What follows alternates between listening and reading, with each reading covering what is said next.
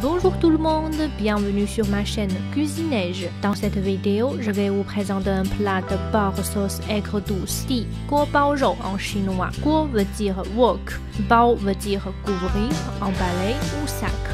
Les filles, je vous dirai comment dire je veux un sac en chinois dans la partie le cours de chinois. Rou veut dire la viande. Je vous présenterai 3 types de sauces différentes.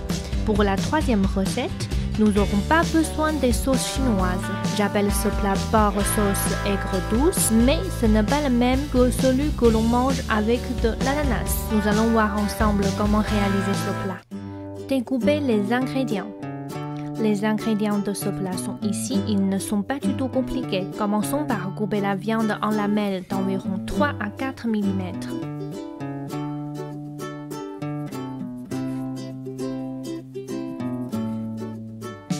Coupez une moitié de carotte en bâtonnets très fins.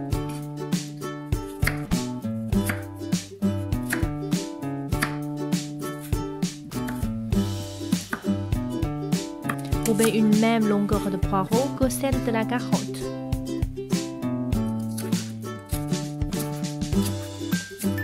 Juste une moitié suffit. Coupez une lamelle de gingembre en bâtonnets très fins aussi. Si vous n'aimez pas le gingembre, n'en mettez pas, il n'est pas obligatoire. Couvrir et frire la viande. Avant de frire la viande, il faut la couvrir de fécule de pommes de terre. Peut-on utiliser la fécule de maïs? C'est une très bonne question. Je vous le dirai dans la partie laboratoire de cuisinage. Mettre une couche de fécule sèche sur tous les morceaux. Préparer ensuite 100 g de fécule. Ajouter de l'eau jusqu'à la fécule devienne comme ceci. J'ai utilisé environ 75 g d'eau. On peut mettre un morceau de viande dedans. Si la fécule peut bien couvrir la viande, c'est bon.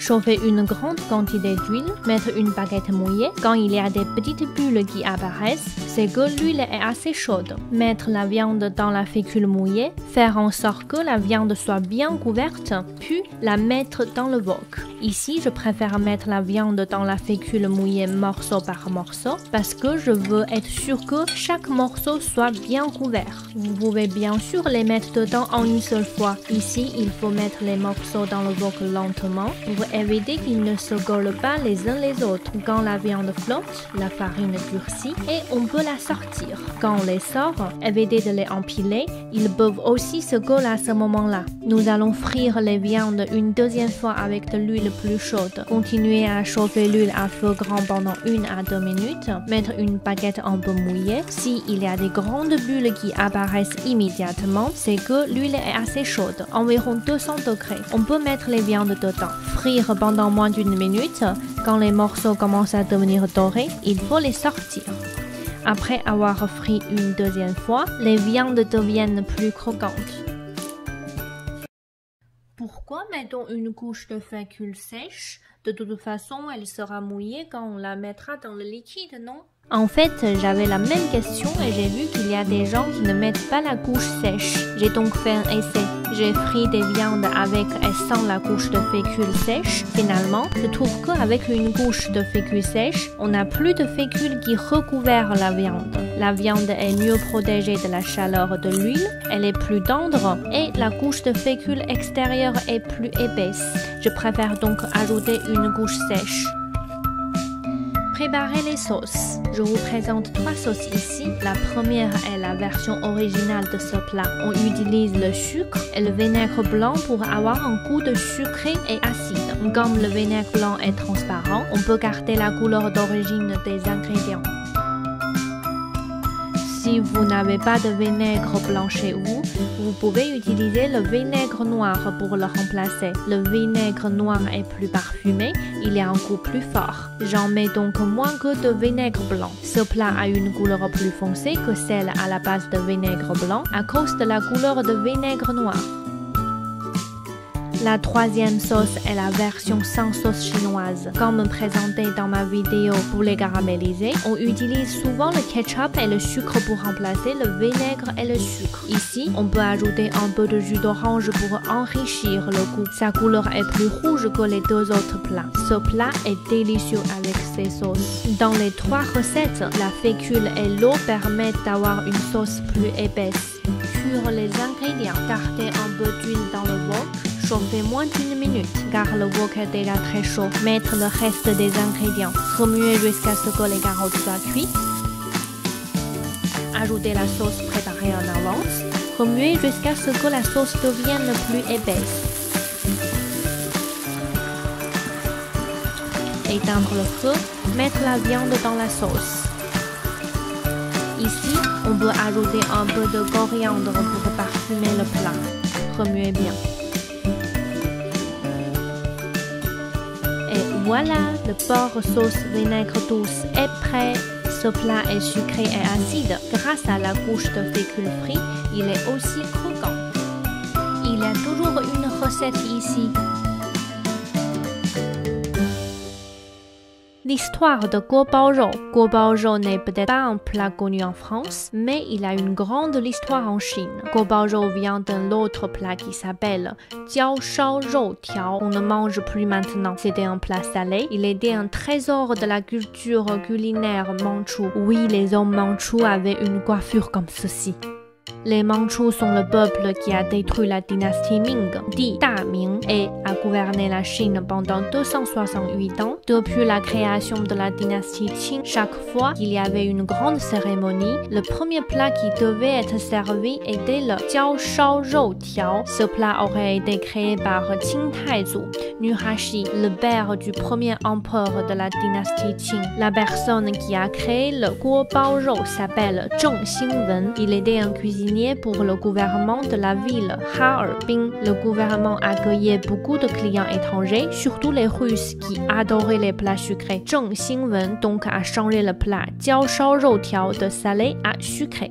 Merci les Russes. Comme on utilisait le feu fort pour chauffer la sauce, ce plat s'appelle donc guo bao rou. Mais comme les Russes ne peuvent pas distinguer bao et bao, ce n'est pas la même chose. Où voyez la différence? Les Russes prononcent souvent bao au lieu de bao. Finalement, guo bao rou devient guo bao rou. Le moment du cours de chinois. Aujourd'hui, pour le cours de chinois, je vous apprends une seule phrase. Je veux un sac en chinois se dit 我想要一个包 我想要一个包 Voilà les filles, si vous demandez un sac à votre copain en chinois, peut-être que ça marchera mieux, non? Laboratoire de cuisinage. Je viens du nord de la Chine. On utilise souvent la fécule de pommes de terre pour tous nos plats. Je ne suis pas donc une spécialiste du fécule de maïs. Dans cette partie, nous allons regarder 3 types de fécule. La fécule de pommes de terre, la fécule de maïs et la fécule de patates douces.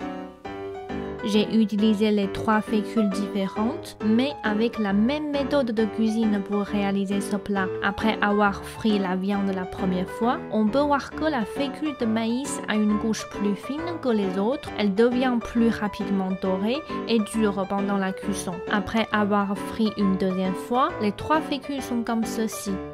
La fécule de pommes de terre, la fécule de maïs, la fécule de patates douces.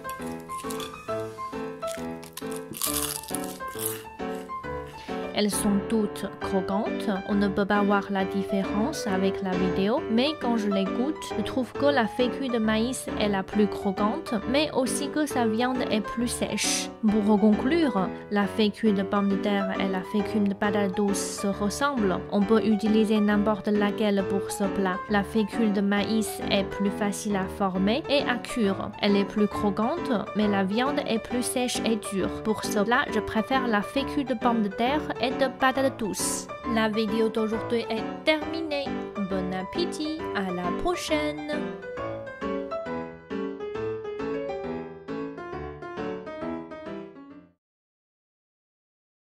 要一个包。我想要一个包。我想要一个包。我想要一个包。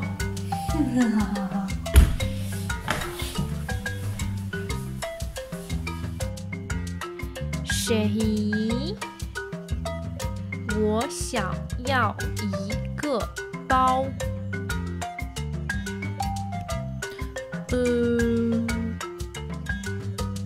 Très bien, on en a acheté. Tu viens d'avoir ton salaire, non?